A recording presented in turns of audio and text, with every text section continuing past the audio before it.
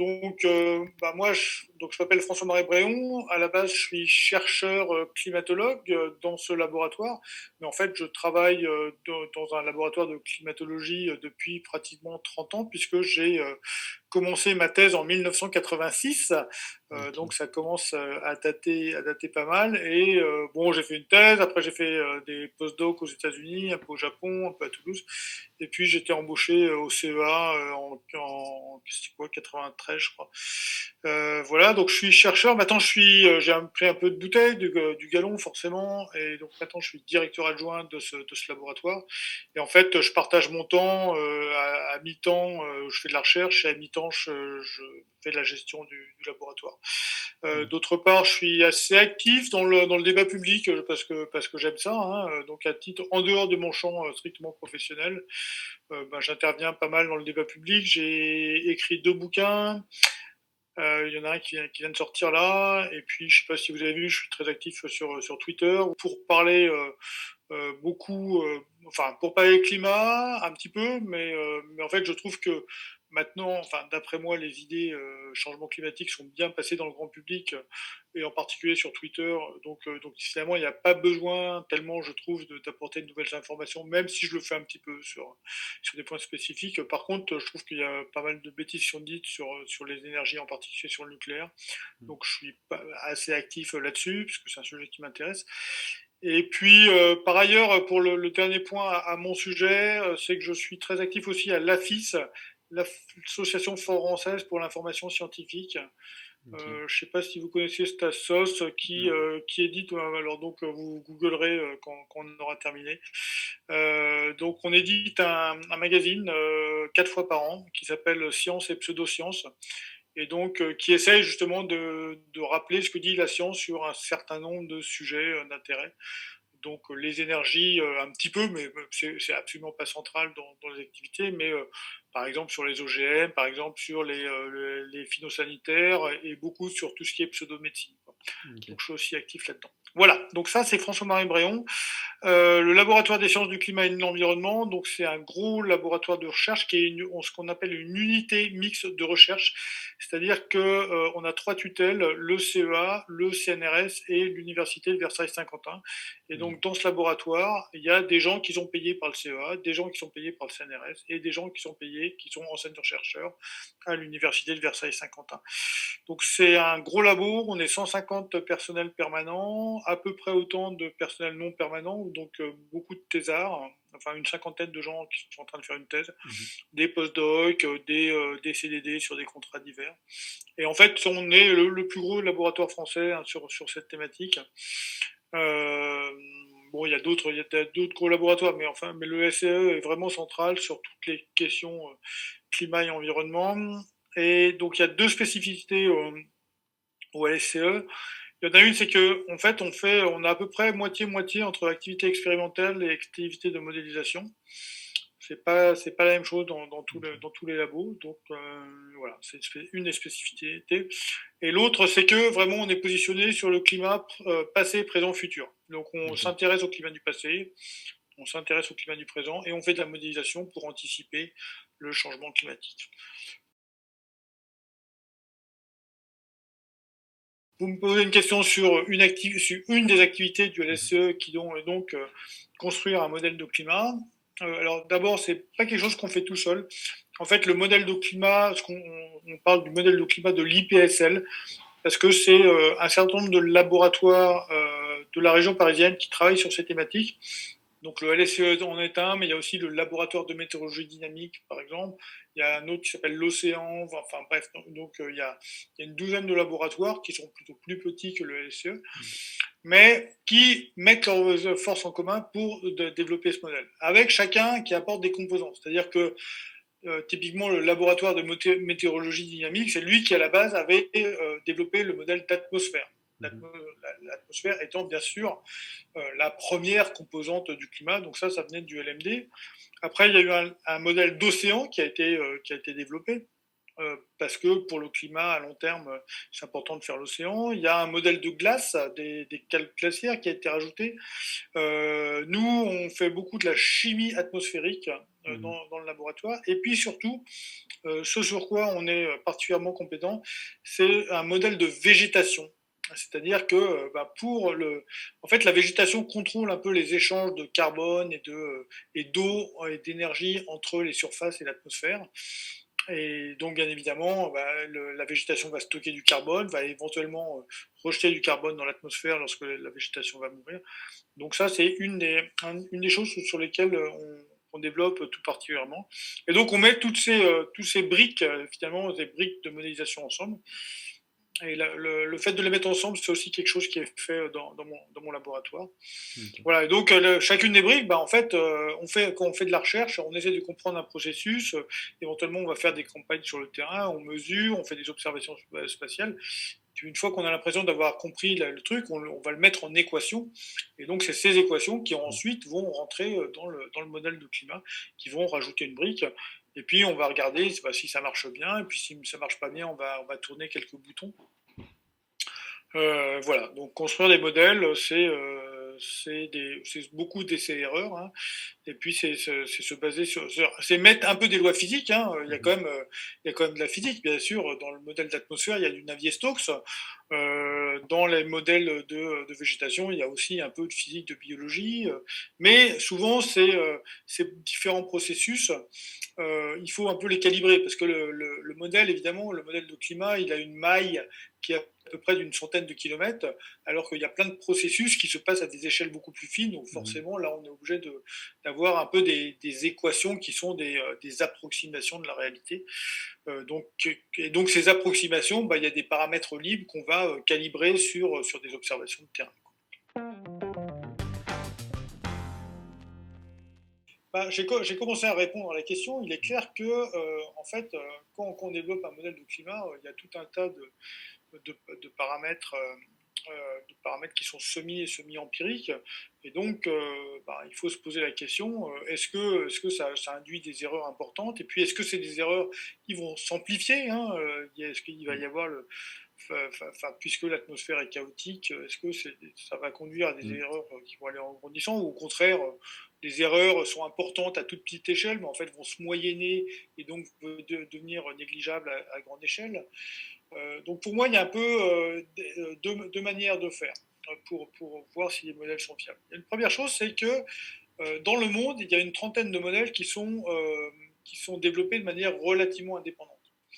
Et donc en fait, on peut comparer, on peut faire tourner ces différents modèles un peu dans les mêmes conditions, c'est-à-dire on va leur dire, tiens, supposons que le CO2 augmente de 1% par an, qu'est-ce que tu trouves, quoi? Quel est l'impact sur la température? Quel est l'impact sur les précipitations? Quel est l'impact sur les courants marins? Et donc on met en commun ces 30 réalisations finalement. Et donc on peut regarder ce sur quoi les 30 modèles sont à peu près en accord et ce sur quoi ils sont en désaccord. Et donc si les 30 modèles qui ont été développés de manière assez indépendante disent la même chose, c'est pas une preuve au sens mathématique, mais enfin quand même ça permet de dire que c'est assez fiable. Et si au contraire les différents modèles ils donnent des résultats différents, évidemment, ça veut dire que ce résultat d'un modèle donné, il n'est pas fiable, puisque un autre modèle qui, a priori, n'est pas plus con que le premier, donne pas la même chose. Alors, ce que j'aime bien donner comme exemple, hein, c'est que donc, tous les modèles disent que si on augmente le CO2, il y a une augmentation des températures, qui n'est pas complètement qui est pas la même, hein. Donc il y a des modèles qui sont plus sensibles que d'autres à cette augmentation du CO2. Donc finalement, ça donne une certaine marge d'incertitude, hein, sur la température. Bon, on est sûr du sens d'augmentation.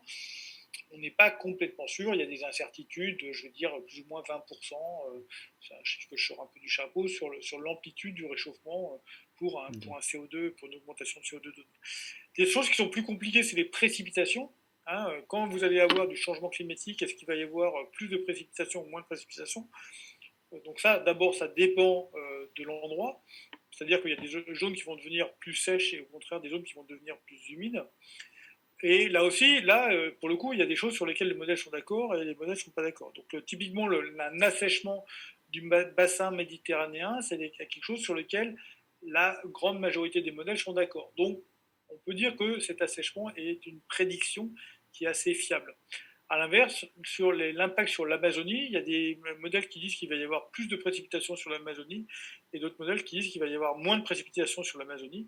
Donc, si le modèle de l'IPSL dont je vous parlais tout à l'heure vous dit qu'il va y avoir plus de précipitations, bah, ce n'est pas un résultat qui est fiable. Voilà. Donc, première manière de dire si c'est fiable ou pas, c'est l'intercomparaison entre différents modèles indépendants. Une autre manière de faire, c'est de regarder si les modèles sont capables de simuler les changements climatiques du passé. Donc on commence à avoir quand même là une centaine d'années. Je veux dire, le changement climatique, il est surtout marquant depuis une cinquantaine d'années, mais il a commencé il y a une centaine d'années. Donc on peut voir si les modèles permettent de reproduire ce qui s'est passé à peu près correctement. Puis on peut regarder encore plus loin en arrière. Vous savez très certainement, d'ailleurs, c'est des choses qui rentrent dans vos questions suivantes, que le climat a beaucoup changé sur le dernier million d'années. Et bien on peut regarder si les modèles sont capables de reproduire ces variations. Et donc si un modèle de climat est capable de reproduire les variations des climats du passé, à nouveau, ce n'est pas une preuve, mais ça permet d'avoir une certaine confiance dans sa capacité à reproduire le climat du futur. D'accord.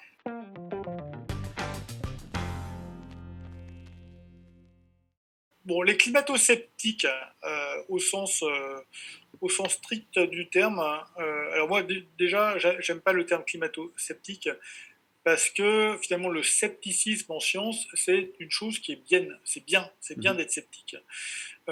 Alors que ceux dont on parle là, que moi j'ai envie d'appeler des climato-dénialistes, ils nient la réalité, ils nient des choses qui sont bien établies par la science, par les observations. Et donc là, ils sont plus sceptiques du tout, en fait. Ils ont un positionnement, ils ont un dogme et ils ne veulent pas en changer, quelles que soient les observations. Donc je trouve que climato-sceptiques, c'est leur faire trop d'honneur. Donc moi, je les appelle climato-dénialistes. Et en fait, c'est vraiment une espèce en voie de disparition. C'est-à-dire que autant il y a une quinzaine d'années ou 10 ans, des gens qui disaient en fait, le climat, on n'est pas vraiment sûr qu'il se réchauffe. À un moment, on disait beaucoup que le réchauffement il s'est arrêté en 1998. Des gens qui disent l'effet de serre est saturé, ça c'est François Gervais qui a beaucoup dit ça à une époque.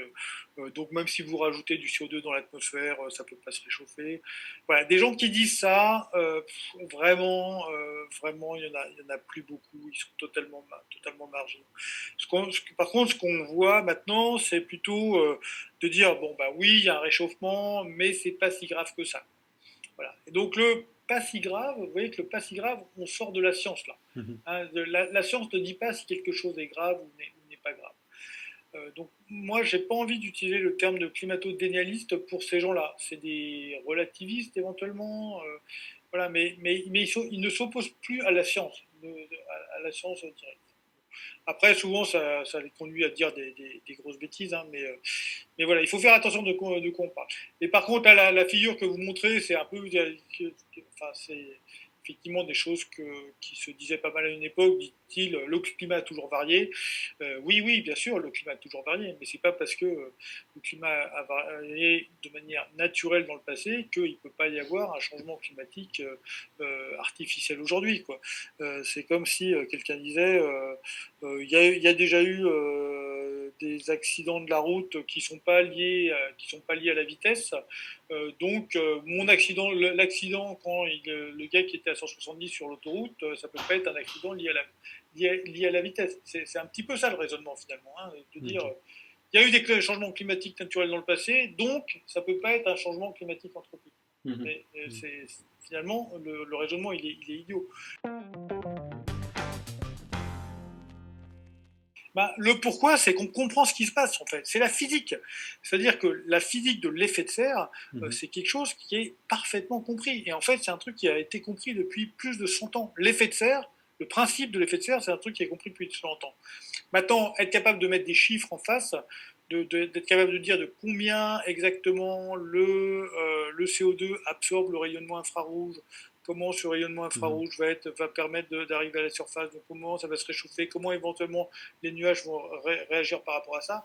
Ça, c'est beaucoup plus récent, effectivement. Il a fallu avoir des instruments de mesure, rayonnement infrarouge, des choses comme ça, des modèles pour calculer tout ça. Donc c'est des choses qui datent d'une quarantaine d'années. Mais n'empêche qu'aujourd'hui, c'est parfaitement l'effet de serre, c'est parfaitement compris. Donc en fait, c'est plutôt s'il n'y avait pas de réchauffement, on se demanderait comment ça se fait qu'il n'y a pas de réchauffement. C'est absolument pas une surprise pour les climatologues, pour les physiciens, que quand on rajoute du CO2 dans l'atmosphère, ça doit se réchauffer. Donc voilà. Et à l'inverse, par contre, le soleil, eh ben, c'est pareil. On mesure le soleil. Là aussi, assez précisément depuis une quarantaine d'années, le soleil, il bouge pas, quoi. Enfin, il bouge avec des amplitudes qui ne permettent absolument pas de voir ce qu'on observe aujourd'hui. Donc pourquoi on est sûr? Ben, c'est parce qu'on comprend. C'est parce qu'il y a de la physique derrière. Bon, bah évidemment, si on continue à émettre des gaz à effet de serre au même rythme qu'aujourd'hui, le climat il va changer plus rapidement, plus fortement que si on arrive à limiter. Maintenant, est-ce que je peux dire qu'il y a un changement de paradigme entre un plus 2 et un plus 4 degrés? C'est pas fondamentalement différent. Simplement, vous imaginez bien que tous les effets sont amplifiés quand on est à plus 4 par rapport à plus 2 et à plus 2 par rapport à plus 1. Donc ensuite, augmentation des températures, augmentation des fréquences des canicules, augmentation de certains événements extrêmes. Je veux dire, ce qui s'est passé la semaine dernière là dans le sud-est avec les pluies torrentielles. Attention, je ne dis pas que c'est dû au réchauffement climatique, mais ce qui est clair, c'est que le réchauffement climatique permet des événements de ce type plus fréquents et avec plus d'amplitude. Là aussi, simplement avec de la physique, parce que une atmosphère qui est plus chaude contient plus de vapeur d'eau.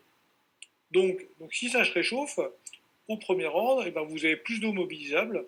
Et donc, les événements, quand il y a une circulation atmosphérique qui est comme il faut pas, enfin comme il faut ou comme il faut pas sur ce que vous voulez, et ben ça va faire tomber de la flotte sur cette région-là. Et donc si c'est de l'air plus chaud, ça va faire tomber plus de flotte. Okay. Donc voilà, donc ce type d'événement extrême, à nouveau, je ne dis pas qu'il est causé par le réchauffement climatique, mais le réchauffement fait qu'ils vont être de plus grosses amplitudes. Et du coup, si on dit qu'on a un événement extrême lorsque la précipitation est supérieure à 200 mm en 24 heures, et ben, du coup, ces événements-là aussi vont devenir plus fréquents, forcément.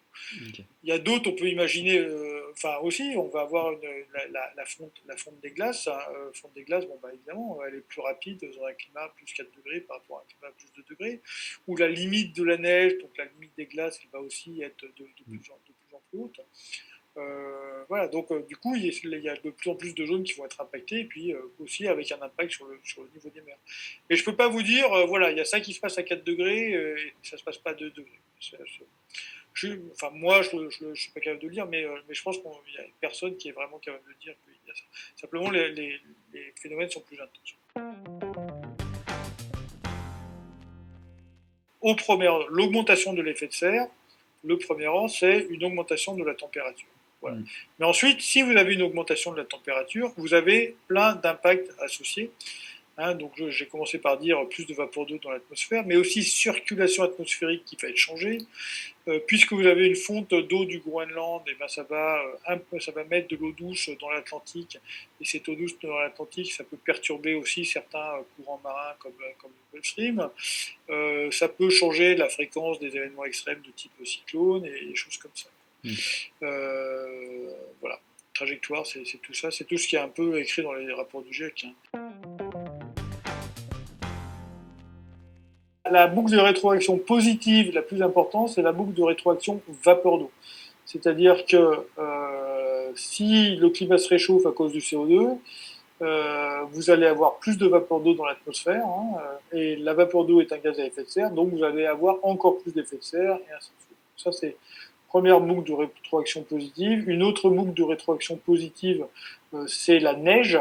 Quand vous avez de la neige au sol, ça réfléchit les rayons du soleil, donc il y a moins d'énergie qui est disponible pour chauffer la Terre. Donc, si vous chauffez, moins de neige, donc plus d'énergie solaire absorbée, donc rétroaction. La rétroaction négative la plus forte, c'est cet effet de Boltzmann, quoi. C'est-à-dire que puisque un corps émet en fonction du rayonnement infrarouge en fonction de la température, le fameux sigma T4 là, les émissions infrarouges c'est sigma T4, et ben vous voyez bien que lorsque vous augmentez un peu la température, l'émission infrarouge de la Terre augmente très fortement puisque ça va comme T puissance 4. Et donc, ça, c'est ça la rétroaction négative la plus forte, et c'est ça qui empêche que, malgré les rétroactions positives dont on a parlé, eh ben, le système ne s'emballe pas. Parce que, voilà, on a le sigma T4 qui limite fortement ce réchauffement. Des rétroactions négatives dont on est sûr de sûr, moi, j'en connais pas d'autres. Celle qui est un petit peu incertaine, c'est celle des nuages. Est-ce que dans un climat plus chaud, vous allez avoir plus de nuages ou plutôt moins de nuages? Est-ce que vous allez avoir plutôt plus de nuages hauts ou plutôt plus de nuages bas ou moins de nuages hauts, moins de nuages bas? Ça fait partie des choses qui ne sont pas très fiables. Okay. C'est-à-dire que les différents modèles ont des réponses différentes. Et du coup, là, on peut avoir une rétroaction qui pourrait être négative. D'ailleurs, à un moment, ça avait été anticipé. Enfin, il y avait quelqu'un, un des seuls climato-sceptiques, non, lui, c'était un vrai climato-sceptique, dans le sens où il posait des vraies questions. C'était Richard Lindzen. Il y a 20 ans, Richard Lindzen, c'était un vrai climatologue, un très bon climatologue, qui avait justement proposé plusieurs mécanismes de rétroaction négative. Et en particulier, il disait que si vous avez un climat plus chaud, vous allez avoir un assèchement de la stratosphère, et donc qui allait diminuer finalement l'effet de serre dans certaines zones tropicales. Euh, donc c'était un concept intéressant, mais qui n'a pas. Donc du coup, il y a des gens qui ont travaillé là-dessus et ça n'a pas été validé. C'est clair, il faut limiter les usages des combustibles fossiles. Donc charbon, pétrole et gaz fossiles. Donc voilà. Une fois qu'on a dit ça, pour moi, il y a trois manières de faire.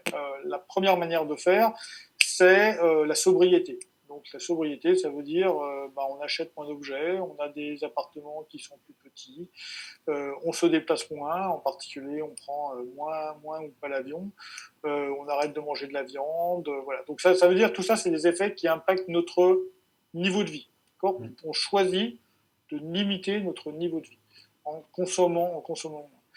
Le deuxième, c'est utiliser la technologie. Donc, utiliser la technologie, c'est on dire, moi, je vais changer les choses, mais sans changer mon niveau de vie. Donc, c'est par exemple, j'ai la même surface de mon appartement, mais je l'isole mieux. Je fais une meilleure isolation de ma maison. Je fais toujours mes kilomètres en voiture, mais j'ai une voiture qui est plus efficace. J'ai un moteur, je suis passé dans un moteur plus efficace. Enfin voilà, on peut imaginer des trucs comme ça. Et puis le troisième, c'est on passe tout en électrique. Donc voiture électrique, chauffage électrique, industrie plus électrique, mais à condition qu'on ait une électricité qui soit non carbonée. Donc une électricité non carbonée, on sait que c'est possible, avec soit ce qu'on appelle les énergies renouvelables, soit avec le nucléaire. Donc pour moi, c'est le développement massif de ces énergies-là. Et passage justement à l'électricité sur les différents usages. Voilà, vous avez un peu les trois modes, Okay. les choses qu'on peut faire. Donc pour moi, c'est très clair qu'il faut jouer sur les trois. Euh, et, euh, et ce que je constate, c'est que beaucoup de gens, et en particulier beaucoup de gens qui se disent concernés par le changement climatique, ils se refusent la quatrième option, la troisième option avec le nucléaire, et je trouve que c'est une énorme connerie. Je pense que, en tout cas, vu l'urgence du problème climatique, c'est pas le moment de s'interdire de faire du nucléaire. Et même moi, je suis. Alors ensuite, les solutions, ça dépend, sont pas les mêmes suivant les pays. Mais j'estime que la France est un pays sur lequel le développement de l'énergie nucléaire, plutôt qu'une diminution comme c'est prévu aujourd'hui, est tout à fait possible. Et c'est souhaitable dans un paquet d'autres pays. Je pense que tous les pays européens pourraient développer le nucléaire, les États-Unis pourraient développer le nucléaire, la Chine pourrait développer le nucléaire. Et si on fait ça, on n'aurait pas. C'est pas juste avec le nucléaire qu'on changera qu'on résoudra le problème, mais ça peut y contribuer largement. Et déjà, si on arrivait à... Aujourd'hui, la production d'électricité, c'est un tiers des émissions mondiales de CO2. Un tiers. Donc ça veut dire que si on arrivait à décarboner la production d'électricité, donc c'est d'abord se débarrasser du charbon et aussi dans un deuxième temps de se débarrasser du gaz, eh ben, on n'aurait pas résolu le problème, mais on aurait fait une bonne partie du chemin. Mon point de vue, c'est que il faut absolument faire de la recherche là-dessus pour voir ce qui est possible, ce qui n'est pas possible. On sera sans doute obligé de le mettre en œuvre. Hein, quand on va se prendre un climat à 4 degrés, en fait, là, il y a des endroits où ça deviendra insupportable et on risque de se dire on n'a pas d'autre solution de le faire. Mais en même temps, ça me plaît pas du tout. Alors, des techniques de géoingénierie, il y en a plusieurs. Hein. Je veux dire, entre le fait de replanter une forêt pour capter une partie du CO2 dans l'atmosphère, donc c'est une forme de géoingénierie qui pour moi n'a que des impacts positifs. Hein. À ceci près que ça prend de la surface. Donc, quand ça prend de la surface, ça fait moins de surface pour faire de l'agriculture, par exemple. Hein. Donc, il y a quand même c'est le seul impact négatif que je vois. Mais c'est pas la même chose que le truc où on va balancer des poussières des aérosols dans l'atmosphère pour limiter le rayonnement solaire. Parce que quand on fait ça, y a deux énormes problèmes. C'est que une fois qu'on a commencé, il faut pas s'arrêter. Il faut en injecter. Dès qu'on s'arrête, on se prend un méga changement climatique. Et puis surtout, même si là, avec ce type de méthode, on va diminuer la température moyenne de la Terre, mais ça ne veut pas dire qu'on va pas avoir un changement climatique. C'est-à-dire que le climat, il va quand même changer, les distributions des précipitations ne seront pas les mêmes, des choses comme ça, quoi. Donc on n'aura pas résolu le problème pour autant. Et il y a quand même des endroits qui vont souffrir, et peut-être plus souffrir que si on laissait faire le climat par lui-même. Donc, qui va décider qu'est-ce qu'on a le droit de faire, qu'est-ce qu'on n'a pas le droit de faire, c'est quand même pas évident. Donc c'est quand même dangereux, quoi. Et puis c'est vraiment super dangereux de se dire ne faisons pas d'efforts aujourd'hui parce que de toute façon on aura la géo-ingénierie qui sera